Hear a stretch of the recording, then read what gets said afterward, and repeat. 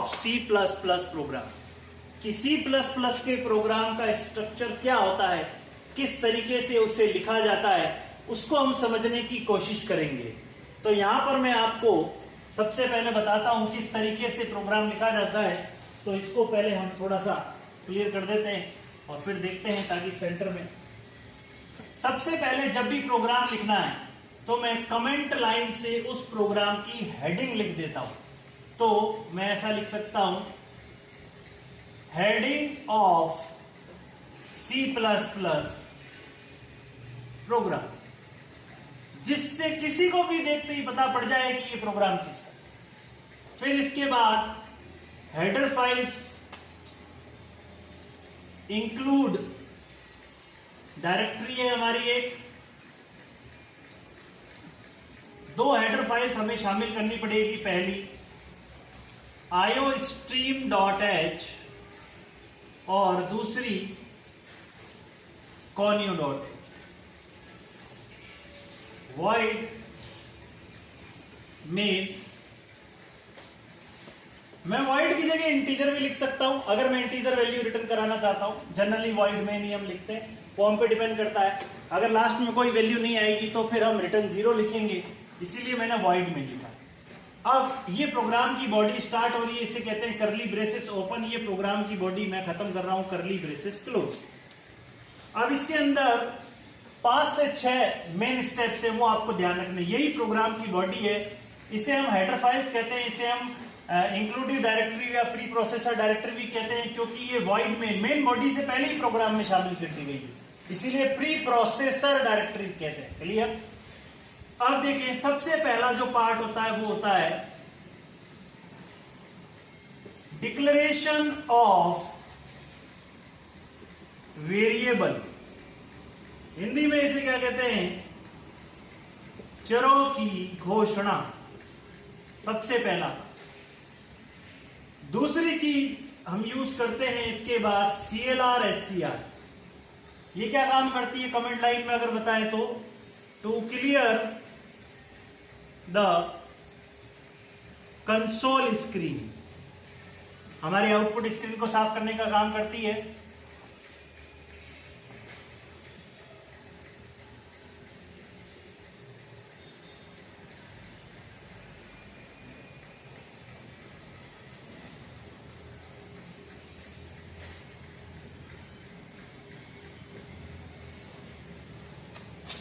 फिर इसके बाद हम टेकिंग इनपुट, अब मैंने ये नहीं लिखा टेकिंग इनपुट फ्रॉम यूजर, मैं चाहूं तो डायरेक्ट भी दे सकता हूं, मैं चाहूं तो यूजर से भी ले सकता हूं। इनपुट के लिए मैं बेसिकली किसका यूज करूंगा? इनपुट के लिए मैंने आपको बताया सीन का यूज करेंगे अगर यूजर से लेंगे, लेकिन यूजर ब्लैंक स्क्रीन देख के कुछ भी नहीं समझेगा, इसीलिए हम वहां पर पहले एक मैसेज देंगे, किसके थ्रू? Cout के थ्रू। फिर आपका पार्ट आएगा, कौन सा पार्ट आएगा? प्रोसेसिंग का पार्ट।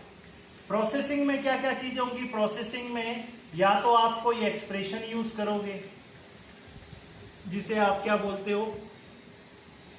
फॉर्मूला, या फिर आप क्या यूज करोगे?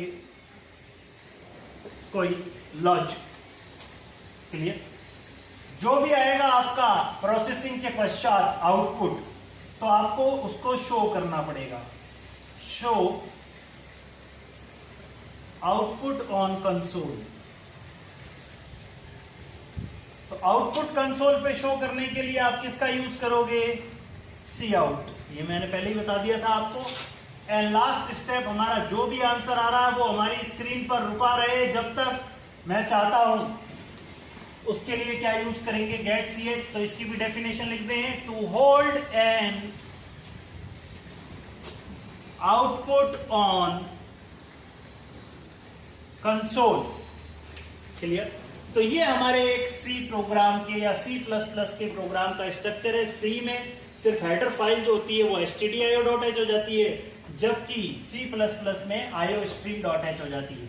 तो सबसे पहले हमारी हेडर फाइल्स काम में ली जाती हैं। void मेन फंक्शन है जिसकी रिटर्न टाइप void है। इट मींस मुझे नहीं पता कि मेन फंक्शन जब पूरा चल जाएगा तो ये लास्ट में कैसी वैल्यू रिटर्न करेगा।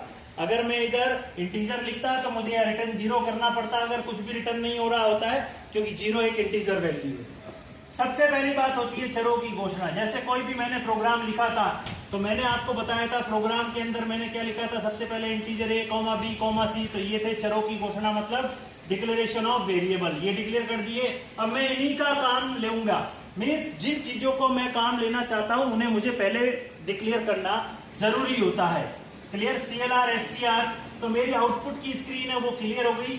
अब मुझे आउटपुट स्क्रीन जब क्लियर हो गई तो इस स्क्रीन में कुछ लिखा हुआ आएगा, तभी तो यूजर समझ पाएगा कि वो हमसे क्या मांग रहा है। तो मैसेज के लिए मैंने Cout के अंदर लिखा था, क्या लिखा था, enter the value of a, b, c, तो वो लाइन यहाँ लिखी हुई आई। तो वो लाइन जब यहाँ लिखी गई तो मुझे समझ आया यूजर को कि भाई साहब वो हमसे चाहता क्या है। उसने बोला a और b की वैल्यू दो, मैंने दी 10 और 20। ये 10 और 20 क्यों गई, क्योंकि मैंने सीन का यूज किया था। पहली वैल्यू 10, दूसरी वैल्यू 20।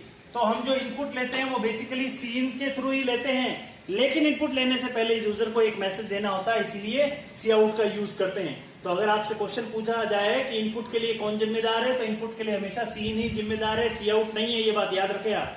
क्लियर। फिर इसके बाद प्रोसेसिंग।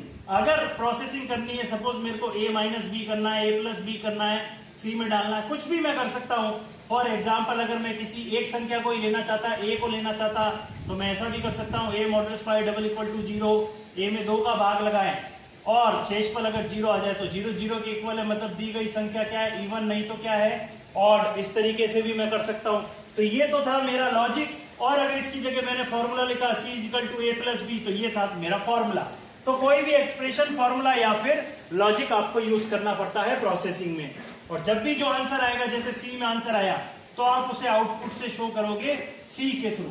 क्लियर। Cout का यूज करते हुए सी की वैल्यू आप प्रिंट करा देंगे, तो ये आउटपुट आपका स्क्रीन पर प्रिंट हो जाएगा, लेकिन वो ब्लिंक होके वापस चला जाएगा। अगर आप उसे स्क्रीन पर रोकना चाहते हो, कब तक, जब तक कि आप कीबोर्ड से कोई बटन ना दबाओ, तो आपको getch लिखना पड़ेगा। इस getch की वजह से आपका आउटपुट आपकी स्क्रीन पर रुका हुआ रहेगा। कब तक रुका हुआ रहेगा, जब तक आप कीबोर्ड से कोई बटन प्रेस नहीं करते। तो ये था हमारा C++ के प्रोग्राम का स्ट्रक्चर। इसी तरीके से हम प्रोग्राम लिखेंगे।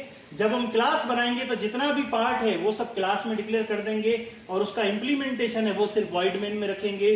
वो आपके 9th चैप्टर से स्टार्ट होगा।